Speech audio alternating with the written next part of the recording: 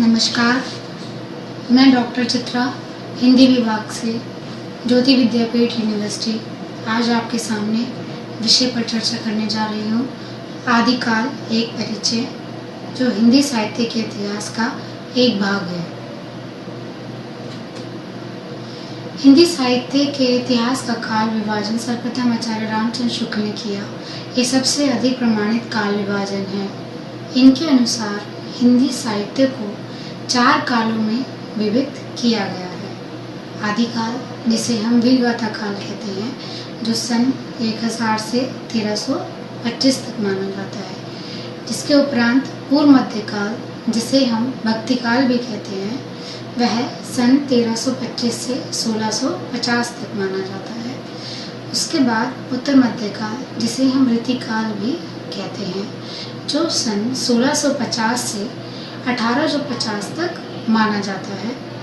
इसके बाद आधुनिक काल आता है, जो सन 1850 से अब तक माना जाता है। आदिकाल सन 1000 से 1325 तक हिंदी साहित्य के इस युग को आचार्य रामचंद्र शुक्ल ने वीरगाथा का नाम दिया। इसका चारण काल, सिद्ध सामंत काल और अन्य नाम से भी उल्लेख किया जाता है। इस समय का साहित्य मुख्यतः 4 रूपों में मिलता है: सिद्ध साहित्य, नाथ साहित्य, जैन साहित्य, चारणी साहित्य और प्रकरणिक साहित्य। आदिकाल के नामकरण की समस्या भी अक्सर देखी जाती है, जिसमें अलग अलग विचारकों ने इस काल के अलग अलग नाम दिए। तो आगे नाम इस प्रकार हैं। डॉक्टर ग्रियर्सन ने इसे चारण काल नाम दिया, मिश्र बंधुओं ने प्रारंभिक काल, आचार्य रामचंद्र शुक्ल ने वीरगाथा काल, राहुल सांकृत्यायन ने सिद्ध सामंत युग, महावीर प्रसाद द्विवेदी ने बीज वपन काल, विश्वनाथ प्रसाद मिश्र ने वीर काल, हजारी प्रसाद द्विवेदी ने आदिकाल और राम कुमार वर्मा ने चारण काल नाम दिया। आदिकाल की परिस्थितियां। आदिकाल की अनेकों परिस्थितियां देखने को मिलती हैं, जो उस समय की व्यवस्था को प्रदर्शित करती हैं, जिसमें सर्वप्रथम आती हैं राजनीतिक परिस्थितियां। 7वीं-8वीं शताब्दी से पहले से 12वीं शताब्दी तक के राजनीतिक घटना चक्र ने हिंदी साहित्य को भाषा और भाव दोनों ही दृष्टियों से प्रभावित किया। आदिकाल के अंदर इस युग की शुरुआत हिंदू सम्राट हर्षवर्धन के सिंहासन पर बैठने से होती है और इसके शासन से ही भारत के 2 भाग हो गए। इस समय तक देश कई भागों में बंट गया था, जिससे संगठन बिगड़ता चला गया। 10वीं शताब्दी तक महमूद गजनवी ने भारत पर 17 बार आक्रमण किया और अपार संपत्ति लूट के ले गया। राजनीतिक परिस्थितियों के बाद हम देखते हैं धार्मिक परिस्थितियां। इस युग में अनेक प्रकार के धार्मिक मतांतर, तंत्र, मंत्र, टोने, टोटके, प्रतिद्वंदी धार्मिक दल, इस्लाम की बढ़ती शक्ति, ब्राह्मण विरोध, वैदिक और बौद्ध धर्मों के बीच संघर्ष आदि कई स्वरूप देखने को मिलते हैं। धर्म का वास्तविक स्वरूप किसी के सामने स्पष्ट नहीं था। बौद्ध धर्म का विकास हीनयान, वज्रयान, मंत्रयान, सहजयान आदि शाखाओं में होने लगा था। किसी भी केंद्रीय शक्ति के अभाव में देश कई राज्यों में विभक्त होने के कारण धीरे धीरे धर्म के क्षेत्र में भी अराजकता फैलने लगी। राजनीतिक और धार्मिक परिस्थितियों के बाद अब हम बात करते हैं सामाजिक और धार्मिक परिस्थितियों की। धर्म और संस्कृति की तरह सामाजिक एवं आर्थिक दृष्टि से भी अराजकता का ही युग था। जमींदार, शासक, भूस्वामी तथा राज्याधिकारियों के आधिपत्य का यह काल साहित्य में भी मुखर हुआ। इस समय तक जनता निर्धनता और लूटमार से आक्रांत एवं त्रस्त हो चुकी थी। मनुष्य के लिए जीवन यापन के साधन जुटाना भी दुर्लभ हो गया था। साहूकार तथा सामंतवादी लोग निर्धन जन सामान्य को ऋणों तथा करों के जंजाल में उलझाते जा रहे थे। शासक वर्ग भोग विलास में पैसा बांटता था और निर्धन को और अधिक सताता था। इस प्रकार हम कह सकते हैं कि यह युग अराजकता का युग था, जिसमें गरीब और अमीर होता जा रहा था। लूटमार का दौर था, जो शासक लूटमार करके जीत के ले जाता था और पीछे जनता निर्धन भूखी प्यासी रह जाती थी। साहित्यिक परिस्थितियां। इस युग में और परिवेश में हमें चंद्रबरदाई, विद्यापति, अमीर खुसरो, शंभुबु, पुष्पदंत, सरप्पा, गोरखनाथ, दलपति विजय, नरपति नाला तथा जगनीत जैसे साहित्य सृजक भी उपलब्ध होते हैं।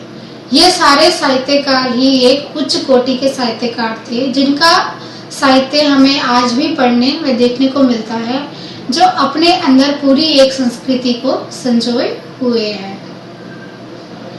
इस युग में परंपरागत संस्कृत साहित्य की धारा, प्राकृत एवं अपभ्रंश साहित्य की धारा तथा हिंदी भाषा साहित्य धारा, ये तीन धाराएं प्रचलन में थी।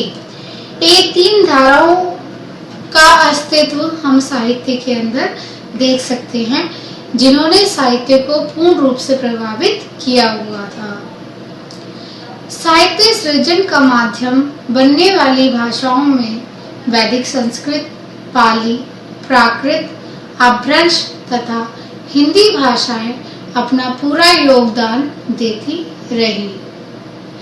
विविध काव्य रूपों और शैलियों में वीर गाथाओं को प्रस्तुत करते हुए युद्धों के सजीव वर्णन किए गए, श्रृंगार रस की कुशल अभिव्यक्ति की गई, आशयदाताओं की प्रशंसा और शौर्यगान होते रहे आदि। ये सारी विशेषताएं साहित्यिक परिस्थितियों के अंदर आती हैं, जिनके कारण इस समय का साहित्य हमारे सामने इस रूप में आता है। अब हम परिस्थितियों के बाद बात करेंगे विशेषताओं की। आदिकाल की विशेषताएं इस प्रकार हैं। ऐतिहासिक काव्यों की प्रधानता थी। इस काल में ऐतिहासिक व्यक्तियों के आधार पर चरित्र काव्य लिखने का चलन हो गया था, जैसे पृथ्वीराज रासो, परमाल रासो, कीर्तिलता आदि। यद्यपि इनमें प्रामाणिकता का अभाव है। लौकिक रस की रचनाएं इस युग में उपलब्ध थी। लौकिक रस से सजी संवरी रचनाएं लिखने की प्रवृत्ति रही, जैसे संदेश रासक, विद्यापति, पदावली, कीर्ति पताका आदि।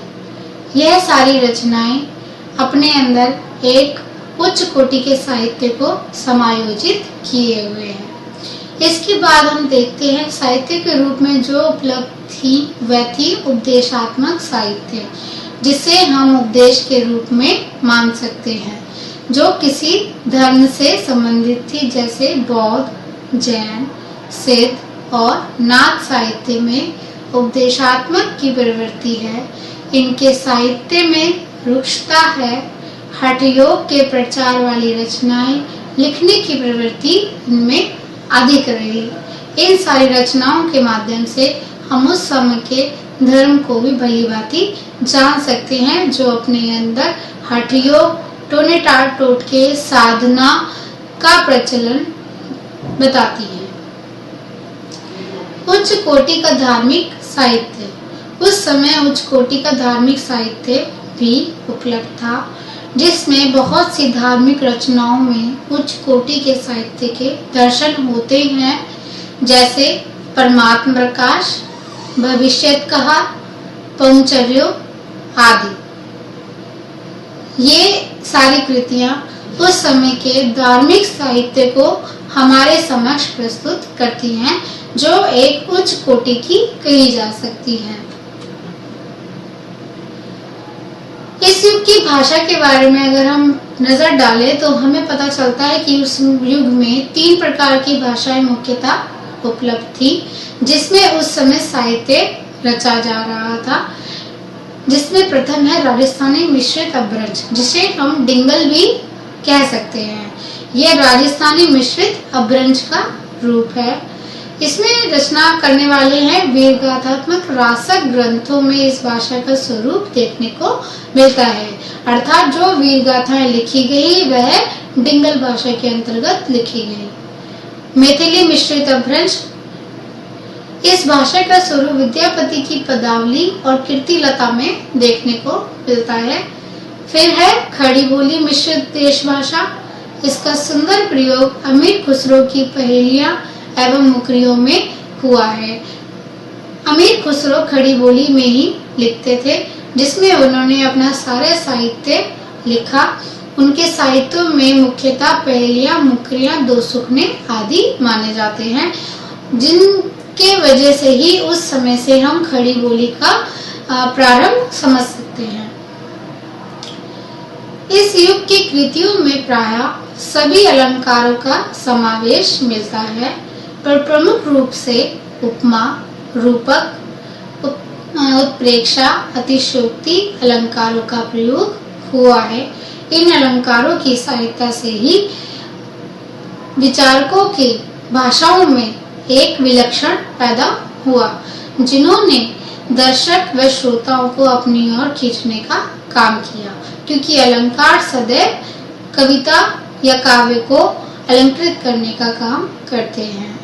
दोहा, टोटक, तोमर, गाथा, रोमा, छप्पे आदि छंदों का प्रयोग बहुतायत हुआ है। इस युग में 3 रसों का निर्वाह हुआ है, जिसमें प्रथम है वीर रस, जिसे हम चारण काव्य भी कह सकते हैं। द्वितीय है श्रृंगार रस, जिसमें चारण काव्य तथा विद्यापति की पदावली और कीर्तिलता लिखी गई। इसके उपरांत आता है शांत रस, जिसमें धार्मिक साहित्य लिखा गया था। निष्कर्ष रूप में हम कह सकते हैं कि 3 प्रकार के रस, वीर रस जिसमें चारण काव्य लिखा गया, श्रृंगार रस जिसमें चारण काव्य तथा विद्यापति की पदावली व कीर्तिलता लिखी गई, और तीसरा है शांत रस, जिसमें धार्मिक साहित्य लिखा गया। फुटकर साहित्य, इस समय आदिकाल में हमें फुटकर साहित्य भी देखने को मिलता है, जिसमें मुख्यतः अमीर खुसरो की पहेलियां, मुकरी, दो सुखने जैसी विविध रचनाएं भी इस काल में रची जा रही थी। इस काल में हमें युद्धों का यथार्थ चित्रण देखने को मिलता है, जिसमें वीर गाथात्मक साहित्य में युद्धों का सजीव और हृदयग्राही चित्रण हुआ है। यह चित्रण इस प्रकार था जिसने पाठक का मन मोह लिया।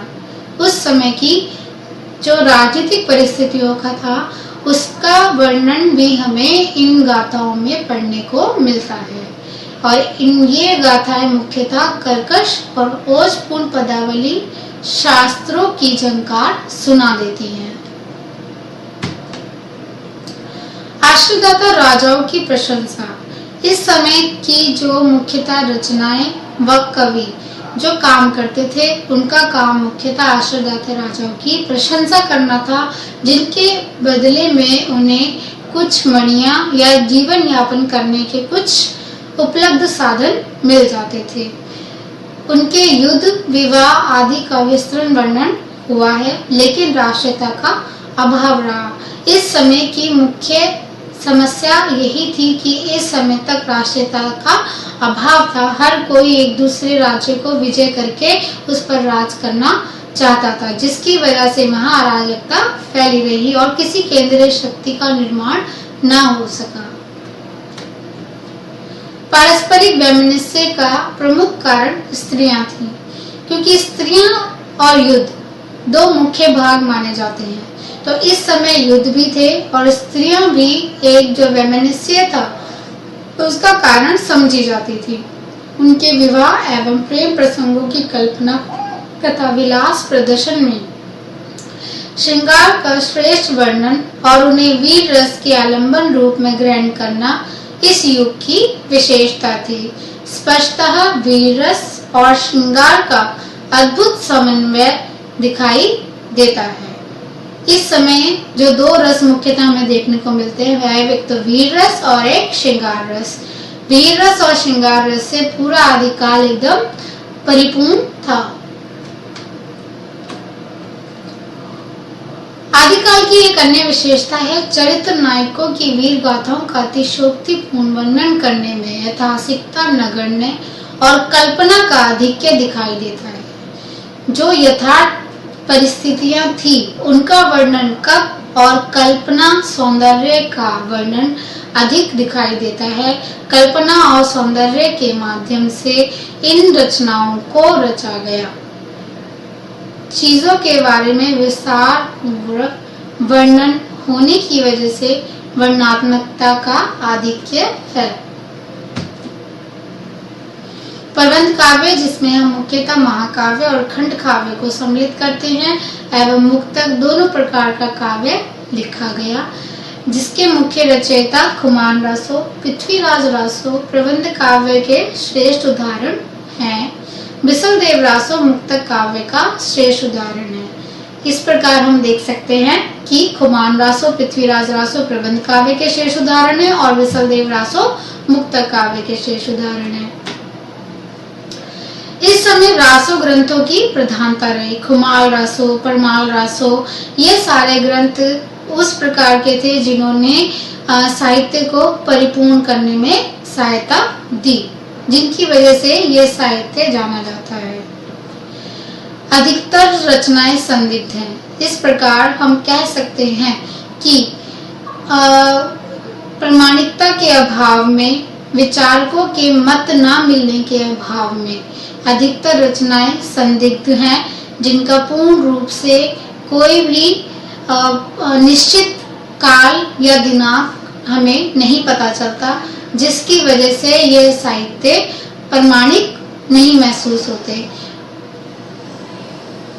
इस प्रकार हम यह निष्कर्ष के रूप में कह सकते हैं कि आदिकाल एक शुरुआती काल था, जिसे अन्य नामों से जाना गया, जैसे वीरगाथा काल और आदिकाल, चारण काल, सिद्ध सामंत काल। जिस काल में राजनीतिक परिस्थितियों में अगर हम देखें तो एक अराजकता उत्पन्न थी, केंद्रीय शक्ति का अभाव था और हर कोई अपने से दूसरे राज्य को हड़प कर उस पर राज करना चाहता था। वहीं अगर हम धार्मिक परिस्थितियां देखें तो हम उसमें ये पाते हैं कि क्योंकि किसी एक केंद्रीय शक्ति का अभाव था, इसीलिए किसी एक केंद्रीय धर्म का भी अभाव था। उस समय अनेक धर्मों में लोग बटे हुए थे, जिसके कारण अराजकता का माहौल वहाँ पे था। उसके बाद हम देखते हैं सामाजिक व आर्थिक परिस्थितियां। तो अगर हम सामाजिक परिस्थितियों की बात करें तो समाज में जो लोग थे वो शासकों के अंदर, ऋणों के अंदर दबे हुए थे